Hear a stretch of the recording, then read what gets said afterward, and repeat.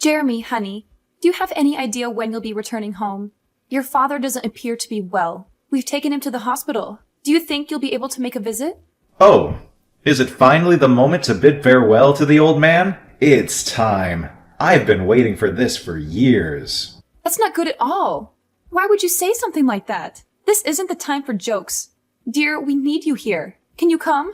I'm not sure. I'm quite busy. Maybe if I feel like it. If you feel like it? What are you saying? Your father might be in critical condition. It could be life-threatening. I said I'm busy. You can be so persistent sometimes. Oh, by the way, if any other relatives come to visit, make sure to tell them that I'm late due to work. I can't have you telling stories and ruining my reputation. Make sure they still think I'm a great guy. All right, I will. But honey, I'm certain your dad would be delighted to see you. Your visit might be just what he needs to recover. We'll be waiting. Please come as soon as you can.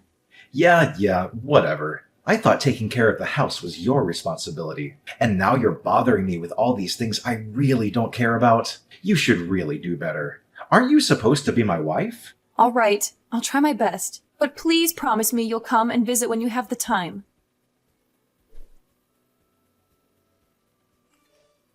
Are you at home? Yes, I am. Is something the matter? I thought you had taken the day off from work. It's clear you've been extremely busy with your job lately. You left in the middle of a funeral without even saying goodbye.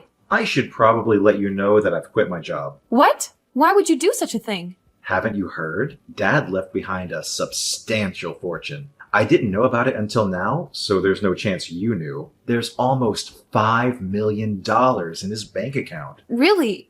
But I still don't understand why you would quit your job just like that. It doesn't make sense. Can't you see it? A poor girl like you won't ever understand. You can be so ignorant sometimes. Jeremy, I may not have inherited a fortune, but that doesn't mean I can't comprehend your decision. Money isn't the sole measure of happiness or success in life. You don't get it, Kayla. This is a game changer. With this money, I can finally live the life I've always dreamed of. No more long hours at the office, no more stress, and no more compromises. I can travel the world, start my own business, and truly enjoy the fruits of my labor. And Kayla, use your brain for once. Who needs to work when they have $5 million? I understand that having financial security can provide opportunities, but I worry that you're dismissing the value of hard work and personal fulfillment. Remember, our father worked tirelessly to build his wealth, and he also valued the importance of family and relationships. Money can bring temporary happiness, but it's the meaningful connections and personal growth that bring lasting fulfillment. You're so idealistic, Kayla. I've spent years struggling to make ends meet, constantly worrying about bills and debts. This fortune is my ticket to freedom and a life without limitations. I deserve to finally enjoy the luxuries I've always desired. I don't see where this is going. I just want you to consider the potential consequences of abandoning everything you've worked for. Success is more than just financial wealth. It's about finding purpose, making a positive impact, and maintaining healthy relationships. While money can open doors, it can't guarantee genuine happiness or fulfillment. Well, I do. I suppose I'm different from ignorant people like you who have nothing. You're pitiful. You just can't comprehend the mindset of a millionaire like me. That's why I detested living with you. Fortunately, we can finally put an end to it. Sorry, I'm not quite following. What do you mean by put an end to it? You can leave now. Get out of the house. Leave the house? Does that mean... Wow, you can actually understand something. Yes, it means I'm kicking you out. I don't need you anymore. I am about to be able to get whatever I want with this money. I have no need for you. Wait, are you serious about kicking me out? Yes. Can't you read? It's practically guaranteed that I'll inherit Dad's fortune. I'm the eldest in the family, and I took care of him in his final years. That leaves a good impression when it comes to dividing his assets. But you didn't take care of him. I was the one who took care of your dad all these years. So what? You're not his actual family, just my wife. If you took care of my dad, then good. It means I trained you well. It also means my brother will have fewer chances of getting anything. I doubt he'd be getting anything. So from now on, I'll live a happy life with Dad's $5 million. But what you're basically telling me is that as soon as you thought that you were going to inherit the $5 million, you decided to kick me out. Is that correct? Yes, that's what I've been telling you for the past couple of hours. Anyway, now that you finally understand why I don't need you anymore, it's time to arrange our divorce. And no, don't worry about the costs. I'll cover all the fees. I'll even give you an extra $50,000 if you leave promptly. Really? You're willing to do that for me? I have money to spare, unlike you, but once you accept the money, that'll be the end of it. We won't have any further conversations, okay? Can I ask a few more questions? You seem eager. Have you been planning this divorce for a while?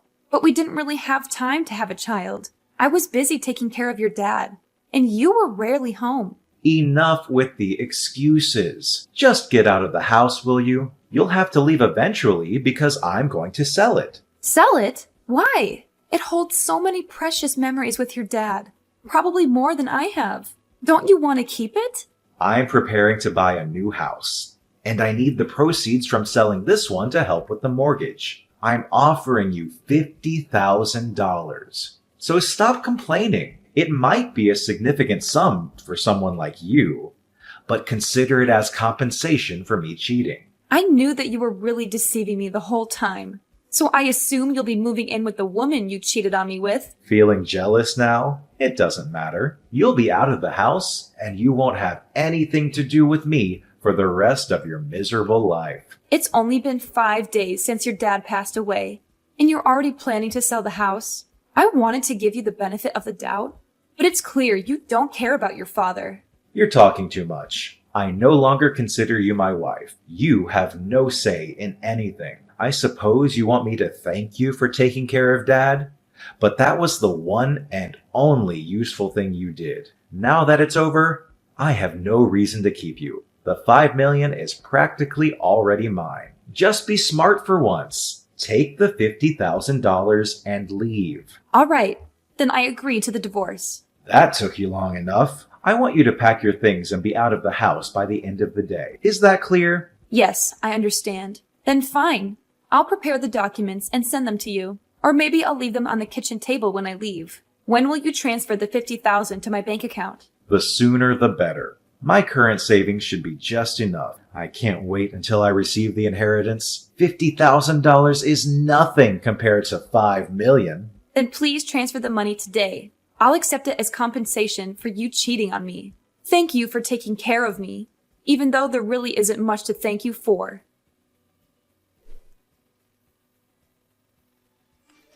What on earth is happening, Kayla?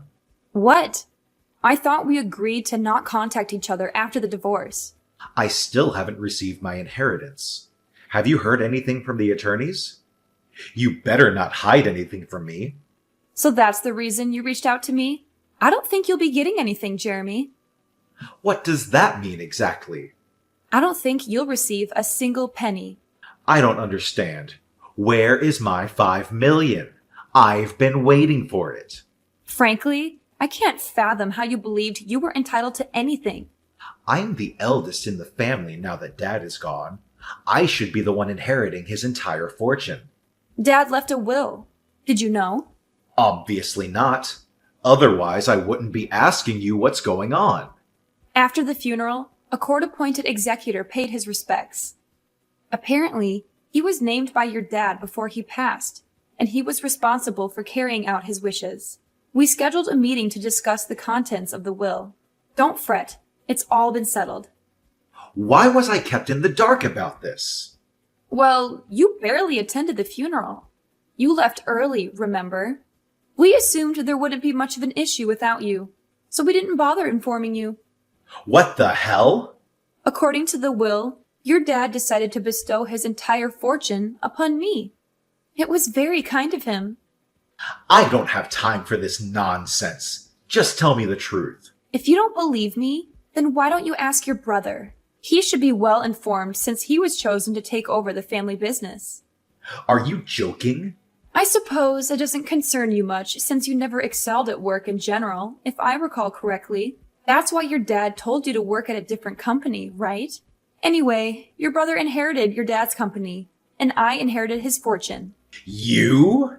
You inherited that $5 million? There must be a mistake. No mistake. I was the sole caregiver for your dad during his retirement years. It wasn't easy, especially since you prevented me from hiring help. The least you could have done was lend a hand, but you never bothered. Your dad remained silent, but he harbored resentment towards you for never lifting a finger or showing any concern. Why didn't he say anything? Why should he have to? You're his son. By the way, he also knew about the fact that you cheated on me. I assume that's why he chose not to leave you anything. The lawyer mentioned a fortune of $5 million, didn't he? Yes, that's correct. However, none of that money is coming your way. I'm just guessing here, but I'm pretty sure the lawyer never mentioned anything about you being the beneficiary. Our divorce is finalized, and we have no reason to stay connected. I have no intention of associating with you anymore. Don't you dare talk to me like that, you pathetic woman. Why do you get to keep all the money? You're not even related to my dad. You hardly knew him. I should be the one receiving the $5 million, not you.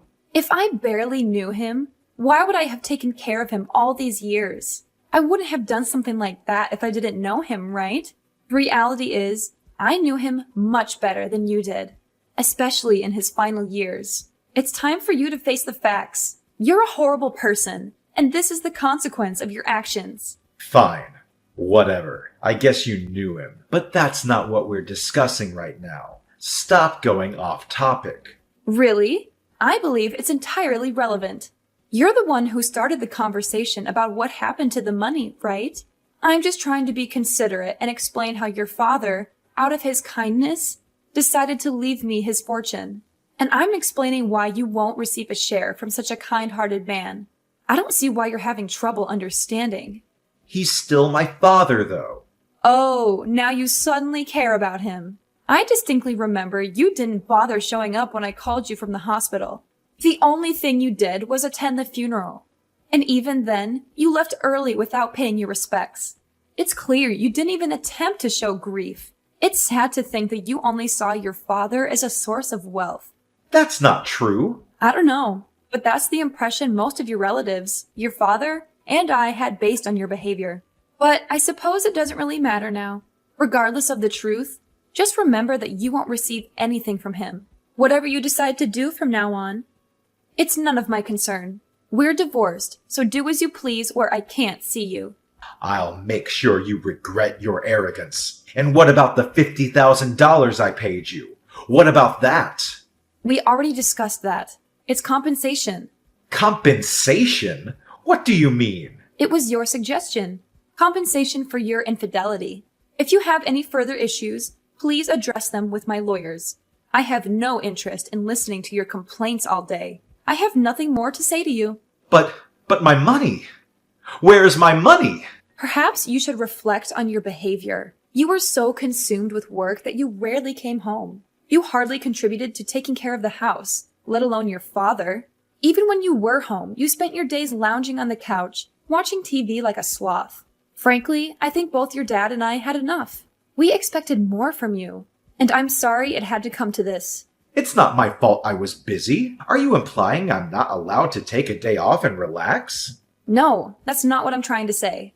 But were you genuinely busy? Are you certain you weren't out with the person you were cheating on me with? Considering your lack of dedication to work, I doubt you had any important responsibilities at the company. It's not just your work ethic that's an issue, it's also your values. If you think divorcing me the moment you were about to receive $5 million was a wise decision, then I have no words for you. It's not like that. I had my own problems too. I was under a lot of stress. I'm simply not the kind of person who shows or discusses it openly. Come on, there must be some goodness in you. Share the inheritance with me. Don't you think it's unfair to keep all that money to yourself? I never realized you were so greedy. What problems did you have? Care to explain? No matter how many times I asked, you hardly contributed any money towards the house. When I faced difficulties, you were having fun with your secret lover. It's not fair to me at all, you know. And it's even more unreasonable that after all your stupid actions, you still want me to share my fortune with you? Don't think you can deceive me again. There's no point in continuing this conversation, is there? I've already moved out of our old house, just as you requested. If you want to sell it and buy a new one, go ahead. I don't care. Just don't think you'll be getting much out of it, Jeremy. But I invested $1 million in the new house. I already have a mortgage. I plan to pay it off with the inheritance. Now what am I supposed to do? I'm broke! I don't know, but don't ask me. It's not my problem. You were the one who offered $50,000. I simply accepted it. But things weren't supposed to turn out this way.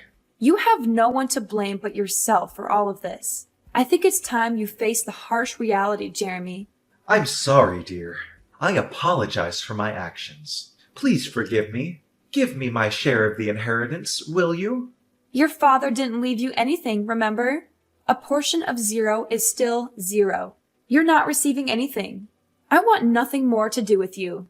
Everything your father left behind is now in my hands. I understand that I made mistakes, Kayla.